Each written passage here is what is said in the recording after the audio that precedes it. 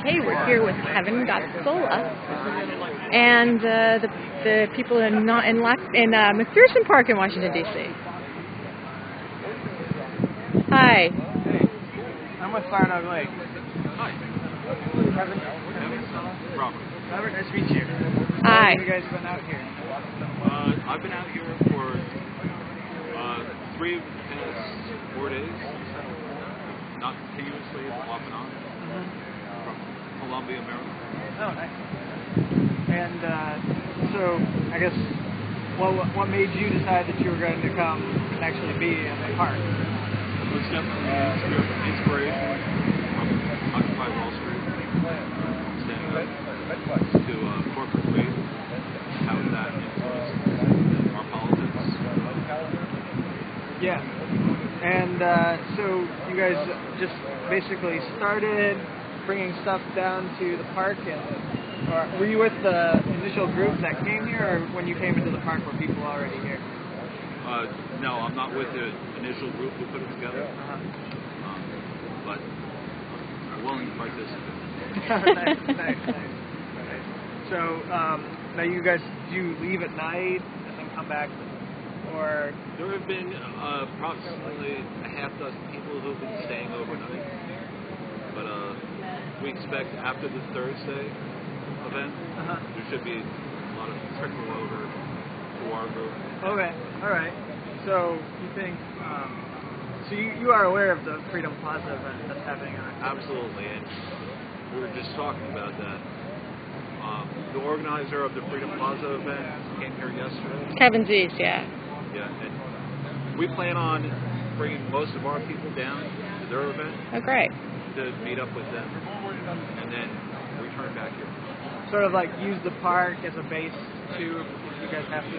Yeah, this location is excellent because of K Street. The lobbyists on K Street aren't all bad, you know, and I think that's a very good point to make.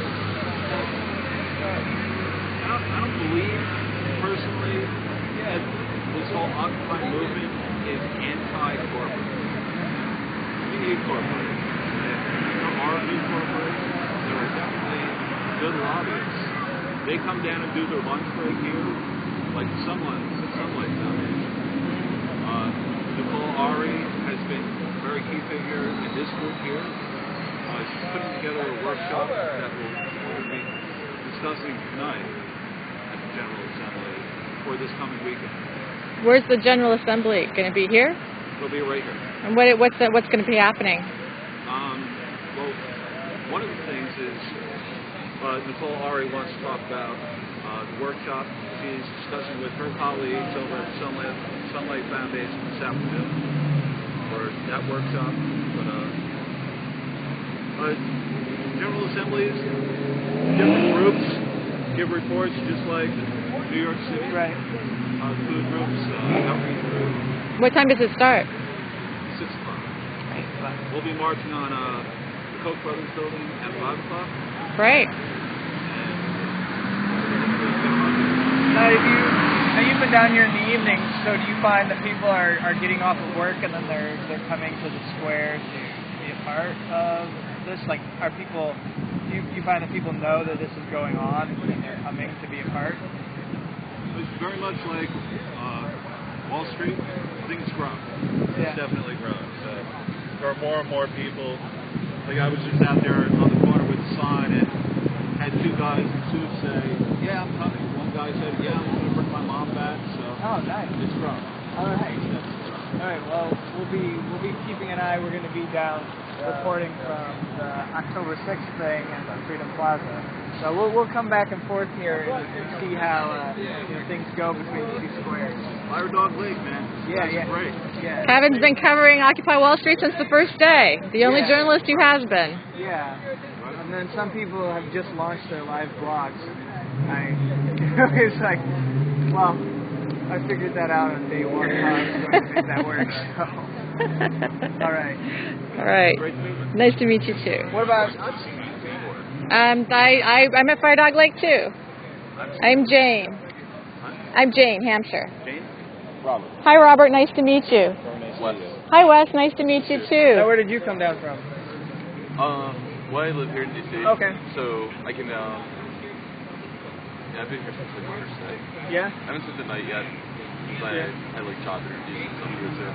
Was there a specific event in your life that made you say, I really want to do this, or a motivating event? I mean, I really don't think you need an event like. No, you don't. The But fact is, like, some people are unemployed. if you, Some people are, you know.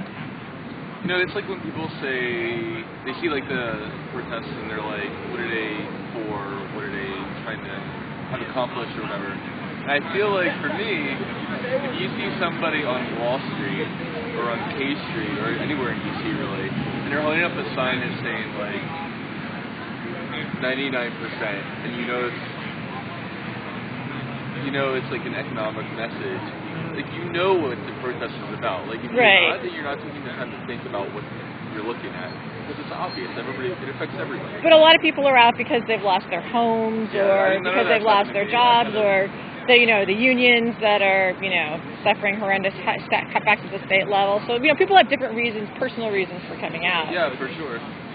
But, I mean, even if it hasn't happened to you, like, everybody knows somebody who's going through hard times. So. Okay. So I noticed that it looks like maybe in your General Assembly you guys have tried to talk about goals or something.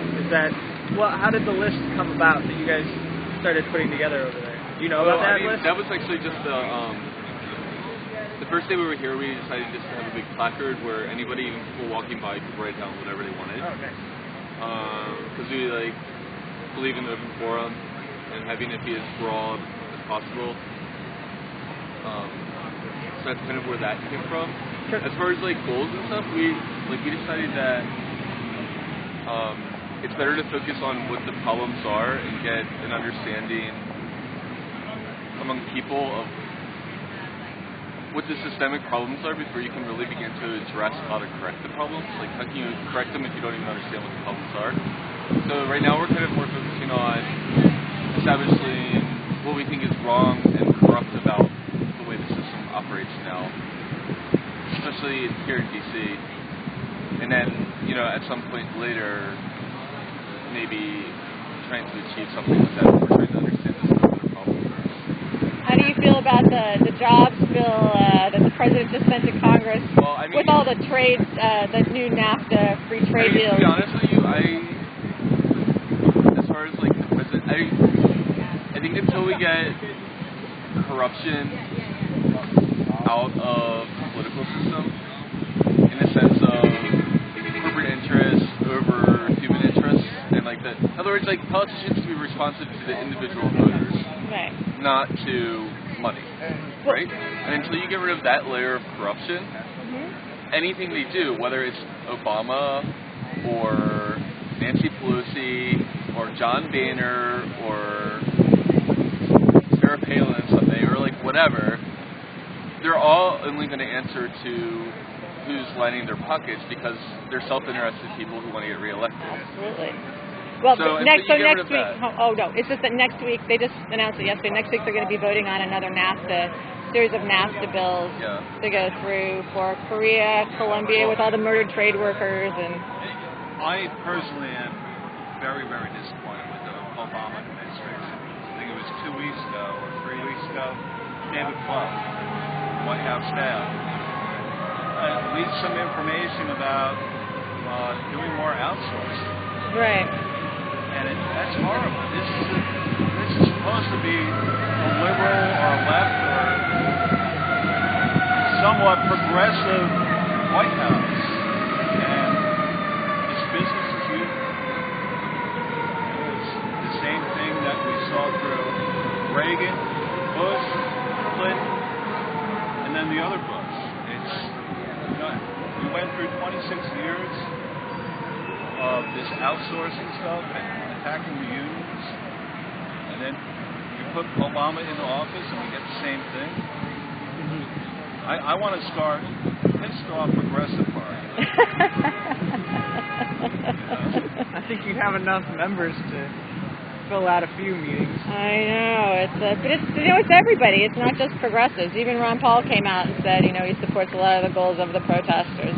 It is the 99%. For sure, when when you first heard about like grassroots Tea Party people, not the Tea Party people who were eventually like co-opted by the Republican Party, but they're like true believers of the original Tea Party movement. A lot of their goals are very similar, like get rid of corruption in government, don't let special interests buy out politicians. Like, everybody agrees with that stuff. Civil liberties, it was all started as like a Ron Paul, it was a support for Ron Paul's presidential campaign, and it got perverted and co-opted by the Republican Party, totally. Well, I think it was actually in St. Paul when they had their Republican National Convention, and Ron Paul decided to have his own thing, and there were about 10,000 people that came. I was there. Yeah, and you knew that it was splintered, and the GOP had this issue, and I think the Tea Party was actually a response to that. When you think about it, I think those were the people who were actually the problem, and then that's why all these groups had to have, the sort of.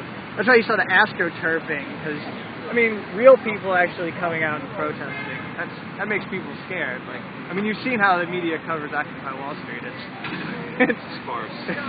Well, and when they do, they act confused and they're like patronizing. Who are these people? The few conversations that I had with Paul Hari, Sunlight Foundation, to boil it down, I think the number one problem in all of this is the question of why aren't people going to jail over the corruption? And the reason that Nicole gave it was the FEC is going through a constant flux of legislation, and they don't know the rules. They don't have guidelines to go after corporations to go by. And that's the fault of the White House. That's the fault of capital. They're playing this game. And who benefits? Politicians, corporations. They've taken over this country, and they have a very definitive plan on how to do it. And it's by confusing the agencies who would go after them. So there could be some sort of terms where they're not allowed to change the lobby rules. That then we can start uprooting the problems. Yeah. Thank you. Thank you so much. Nice to meet you. I'm sure we'll see you again.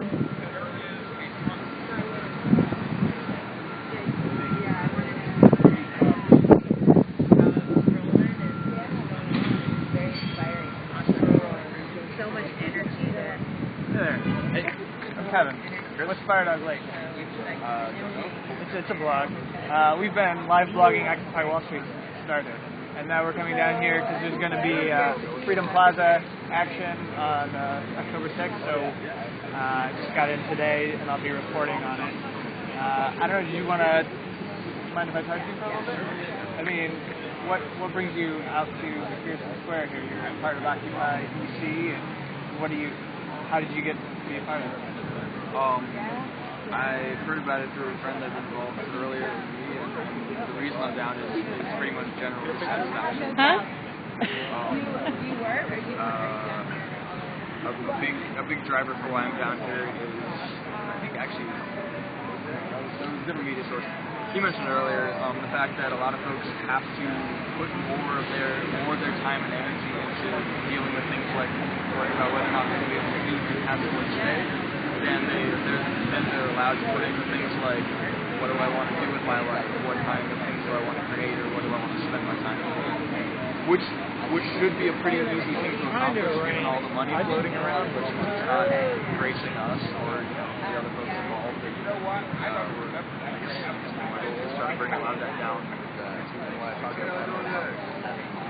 That's good. And so, have you been here since people started to be in the park, or you found out it was happening and you came and joined in? I think I got here second day, or second evening. I've been in and out for general assembly. work because Yeah. And I've seen a lot of that with like the Occupy Wall Street. You got people who are working and they come in and out. Have you been up there? No, I haven't. I would like to get up there.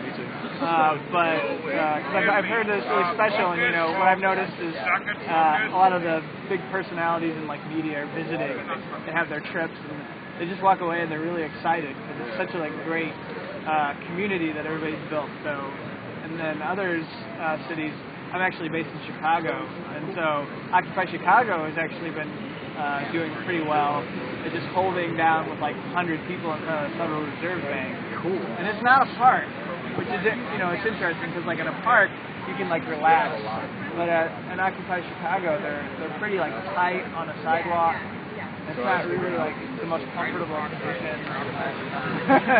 But yeah, so. You've been participating. You guys go out every evening and you have a march, or? And I think there's one at 9 a.m. daily also. I haven't done for those, but we call the march at 5 and then have a general assembly every night at 6, as well as another general assembly every afternoon at 12. And I guess how the other, I'm not sure how the other one is functioning. When you come out and sit on the assembly, you're part of the occupation. Right. And so in the assembly, you guys started off just if somebody were to join in the General Assembly right now, would they find that you guys have already started to build a foundation for your occupation, so they're sort of helping to move it along? You don't start from scratch every meeting. No. We last meeting we broke it down into teams basically of outreach teams, so the street team outreach and the art and I think there's this? Yeah.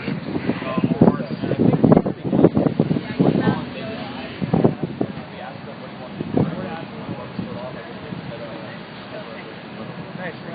So, and then since you've been out here since the second day, have you seen, are there any local DC publications or anything, or have you been having media come in and out? Yeah, there's been cameras in here. We've been videoed a couple times without our knowledge. Walk up and someone was saying that maybe they got a call from you, you were on the news. I mean, we'll always try to at least introduce ourselves. It'll be personal. That's some corporate media stuff right there. Sort of. My take on that is being afraid of what you would say on camera if you got interviewed. You look pretty struggling. Yeah, you might break down that little hippie meme that they have going. That everybody is some scruffy-looking character. Yeah. All right. Well, it's good talking to you. And Kevin Gastola, and InspiredDogLake.com. He's been doing live blogging since day one, and also have a pretty popular Twitter list, which is of all these people that are down in Occupy Wall Street. It's a Take Wall Street. I think you can find it just by searching for Take Wall Street.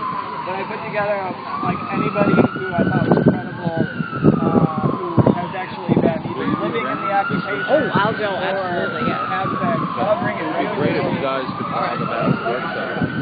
We absolutely will, and we're good friends with those guys too. So, no, but I think he'll be back tonight and get more information on it. Okay? Nice to see you. Okay, well, we'll be in and out. We'll be covering through the weekend any sort of Occupy, anything that's going on here. What would you want to see? Occupy DC? Great. I have an idea. What? How about you guys follow me over to the AFL-CIO, to the lobby, and I'll ask them if they can send some people down. That's a great idea. I know they are actually, I was just up on the hill, they're up on the hill because of they got 600 people on the hill today because of the trade bill that just dropped. So they can probably send some people over. We can't do it right now. I have to get him home so he can come back. And I think that's Ann Wright, isn't it? And who's that? Colonel Ann Wright. She's been a big part of supporting Bradley Manning, the State Department, design of military. while it's helped out Occupy Wall Street, anytime they've had like last weekend with 700, that was crazy. I mean, that helps them. They get more media attention. But I think what people really do want to do is come out and sort of build that community. And I think, anybody who's occupying movements, the more they're able to really embrace that democratic process the way that the people in Liberty Park have been able to, I think that's actually what invites people. I mean, some people are coming out because they go, oh, I saw what happened on the bridge and that was awful. And I know that those people are coming down there. But I do think that most people are coming out just because they manage to keep hundreds of people in the park every day. So, if you guys are able to create a space where people are coming together every day, and a lot of people have appreciated the fact that you can go up to somebody and start to have a political conversation about anything. I mean, it's sort of like misfits. It's like misfits coming together. It's like, when you're out on the public train, you're not going to just go up to some guy and start talking. Maybe you would want to, but you're not going to. So you can come down here and people don't feel isolated anymore, and they feel like there's something that we can actually build together if we are actually in the space. So one of the things that's been going on is a few folks have been very vocal about wanting to come out with very core ideas, core principles, and points. And a few folks are, and I think myself included, although I don't have to concrete position yet, is that in general that step back in is a good enough of a draw that once we do get 100 people, 200, whatever, that's when we can really start sitting down and hammering out either communiques or just points of I would agree with that. I'm of the argument, or I've pushed the argument that Occupy Wall Street doesn't really have to issue any demands yet. I know that the media has been like, where's your demand? What do you want? It's normal. It's regular. And, unless they've taken somebody hostage, I don't actually think they have to give any demands yet. I mean, it's like the media feels like, why are you making us cover you? Tell us what you're about so we can go away. It's like, but I think you're right that the general dissatisfaction is what you really need to tap into.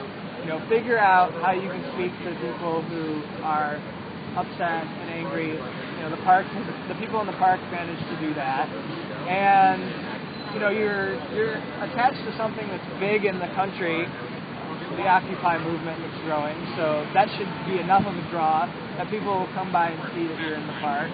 On that tip, you guys are doing live broadcasting. Have you? Right now. Right now. Have y'all done anything? Like, do you have somebody out in New York that could? I don't even know if this is technically possible, but could you link up with a live broadcast the people in this part with people in at Wall Street? It's not that hard. I mean, you just connect through Skype or something, so that you could talk to them or something. What do you mean? I don't know, something kind of playful, as a little bit of a mood booster, but also a communication thing, two-way video or whatever. I mean, could other Occupy sites check in with what's going on? That's actually a good idea. If we could run live cameras at both places, and then you could look and see what was going on in the other place. Yeah, but I think you're saying that you'd want to know if people could communicate with each other. I mean, it seems like basically what you would just want to do is have two computers that were connected, and maybe you could just Skype each other. They already use people's mic anyway, so it wouldn't be a matter of if you didn't have audio, you could actually do that. So somebody in front of Occupy Wall Street could Skype in somebody. It's actually possible, and it's actually a really good idea. Yeah, I like it. I mean, somebody from here, like us or you, could get on their computer and make that call to Occupy Wall Street, and then you could give a report on what was happening. That's a good idea. Yeah. Well, I mean, I think that's good because what you do is you want to make sure that people always know that it maybe goes back to that site. Although I don't know if anybody necessarily wants to be the center of attention. What'll be interesting is, right now, Occupy Wall Street is focused on Wall Street. You guys are occupying D.C.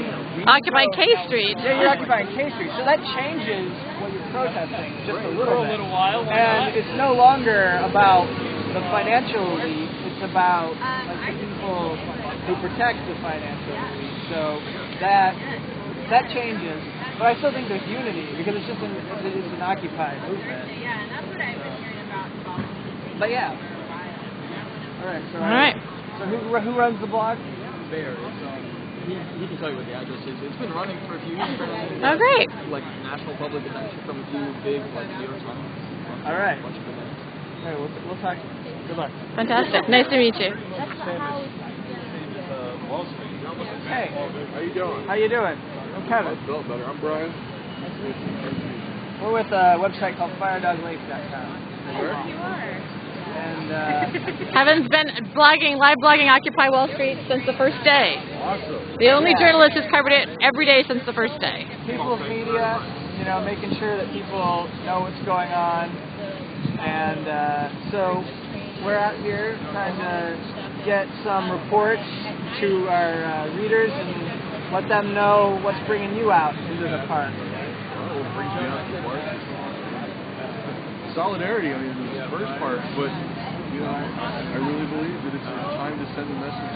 People are no longer going to sit by and idly allow the government to peddle off their share of the vote simply through apathy and lack of action. I mean, the system is already obviously in place for the government leaders to be held accountable.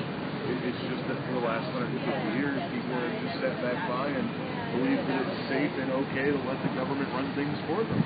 And eventually, the government leaders came to realize that means that they could get away with creating an environment wherein Hi, I'm going that man, right.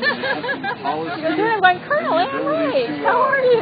To have justice. Good to see you. How are you doing? This is Kevin Gutzel. He's been live blogging Occupy Wall Street since the first day that we brought him in to cover October 2011. How's it going? I'm the Illustrator with Sitters for Peace. Oh, fantastic. Nice to meet you. We've exchanged emails many times. Yes, and I thank you for covering the Bradley Manning stuff like nobody else will. Well, thank you so much. It's been really great. I mean, it was in many ways one of the better pictures we've had. So how are you doing? You're working with October 2011, aren't you? Yeah, well, I haven't been part of the organizing team. I just got in People need to today. stand up and take back the intrinsic rights and responsibility to be an active part of their governance. How was Gaza Flotilla? How was Gaza Flotilla? I forgot you did that. You're not going to listen to what your constituents have to say. You have violated your work contract. We are going to remove you from office either in the next vote or the referendum. And then we're going to hold you accountable for a failure to comply with the contract. And they have the right to do that. They haven't used it. You were there with Medea? So it's time to send that message that these things are going to change. And then other things are going to change when they just go away. Wow. Boy, when the IMF has their hammer over you. It's like millions of dollars for a campaign. And that by token that they can collect billions of dollars worth of donations, even beyond what they need, and therefore go, oh, well, I've got the extra money, so I can, Robert, I can have play Colonel Wright, and this is Leah with Veterans for Peace. Did you meet her already? Yes. Oh, I was wondering if the contract with the constituency video fulfilling. People have a basic right to be able to demonstrate. We are the only industrialized nation that does not have workers' rights. We are the only industrialized nation that does not have national health care. We are the only industrialized nation that does not have a guarantee of affordable housing. Why? We are the quote-unquote richest country in the world, and yet we can't keep up with countries that are 50th and further down the list for social reform. I mean, we fund corporate, payroll through warmongering and contracts to companies that are owned by government officials. No! Yeah. Not legal. Specifically, it's already having legality. Another place where things are changing last night, down by what they call Freedom Plaza. Freedom Plaza, that's right. Freedom, liberty, And hopefully we'll have things springing up all over the city. I mean, there's plenty of things to be doing, and we need to occupy every space we can possibly occupy. So we're here in support of these folks who have started it out, and we'll be in solidarity with everyone throughout the city and throughout the country that are going to form Occupy Whatever in their cities. Well, this is Colonel Ann Wright, and she actually was part of the Gaza flotilla. How'd that go? Well, the Israelis moved the blockade of Gaza all the way from Gaza up to Greece and kept our ships in Greece. But the issue of Israeli treatment of Palestinians was certainly foremost in the news as a part of that flotilla. So we believe it was very successful, even though these didn't sail. And, well, one boat did sail, but the other 9 did not, and so they're available now for another flotilla as soon as the Greeks release them. Wow. Well, this is Leah Bolger from Veterans for Peace. We've worked with on the Bradley Manning issue. Do you feel like we're starting to see the development of like a culture of dissent? I know you guys have really been in the forefront on it, but do you feel like, I don't know, I get the feeling that it's like a tipping point, like something's... That's the word I've been using too, that I'm hopeful that this might be it. I feel like something significant is happening, and that this could be the tipping point.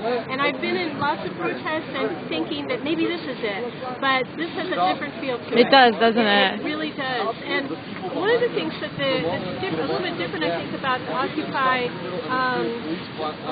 the October 2011 movement, and October2011.org is the website that we've been planning this occupation of Freedom Plaza for many months now, and we chose this date because it's the 10th anniversary of the war. Right. And that is not getting talked about in the Occupy Wall Street. But that's my main point, is that the wars and the militarism of our government that is where we need to find the money to help people train for jobs, to provide housing and health care and education and clean air and clean water. That's where the money is.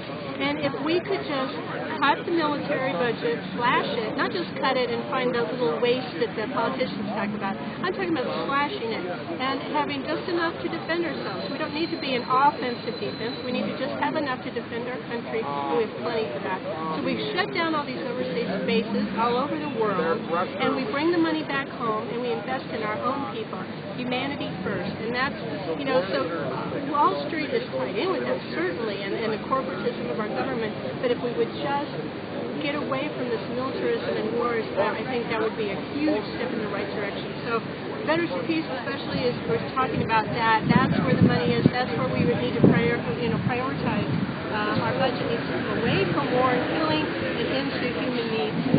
That's what we're about. And if we talk about greed and corruption, it's right there in the military-industrial complex. Absolutely. All of these murderous corporations that are sucking us dry, they're feeding off the tip of the Department of Defense.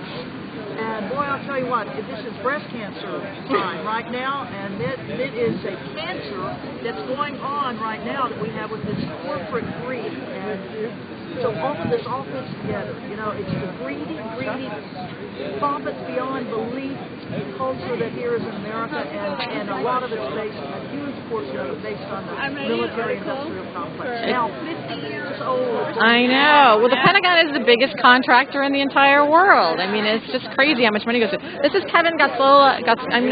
This is Colonel Ann Wright. This is Leah Bolger from Veterans for Peace. Kevin writes for our blog, The Dissenter, and he's been live blogging Occupy Wall Street since the first day. So he literally got off the plane and we said, let's come down and see what's going on in McPherson Square. Great. Well, we really depend on independent media like Fire.Link, and Ann talks about military-industrial complex, but I call it the military-industrial media complex because it's true. It's so complicit in fostering war and militarism because there's profits to be made. That's why you don't see mainstream media talking about, what's happening. They just skim over and they talk about the things that, if they can pin it on another bad guy, but they don't look inward. Meet the Press, brought to you by Honeywell and Raytheon. Yes. With special guest Barry Dyncore McCaffrey. Exactly, and David Demcote and instead of their job title, they could put their corporation under their name. Right. And when was the last time you saw, one of us on one of these shows? But it's all their pundits and their experts are all these retired generals and admirals that are on boards of directors for big companies, and they're getting paid by the same. So nobody speaks out against it. well, and nobody. The only Democrat who's talking about the wars anymore in the Senate is Joe Manchin.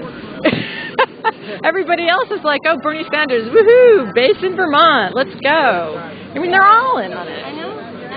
And that's why we need a revolution. We can't just a nonviolent revolution. Exactly. But we need a complete overhaul of our system. We can't just elect a couple more Dems and everything will be right with the world. And this is why my big opposition to the reclaim, rebuild the dream thing is because these guys want to just blame all the bad stuff on the Republicans. If we could just elect Democrats, everything would be great. And that's not true. We need to get away from this.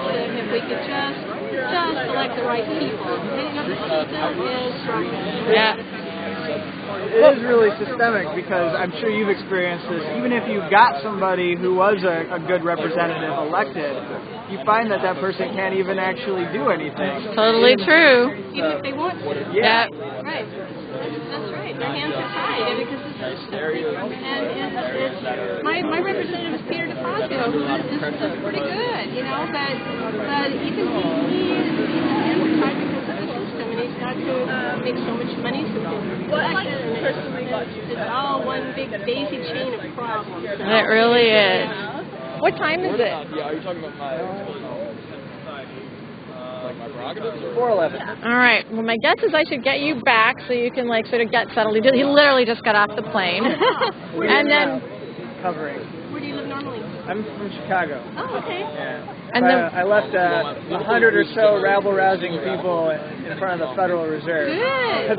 That's what they've been doing, and it's actually very impressive. I've been, when I went down there to see them, I've only been down there for a little bit because I have full-time live blogging duties. But when I was down there, it's fascinating because they aren't actually in a park, so it's uncomfortable. They tried to set up their own space on the sidewalk, but the police move them around. One day it's we on this side, the other day it's we want you over here, the next day it's what can you get over here.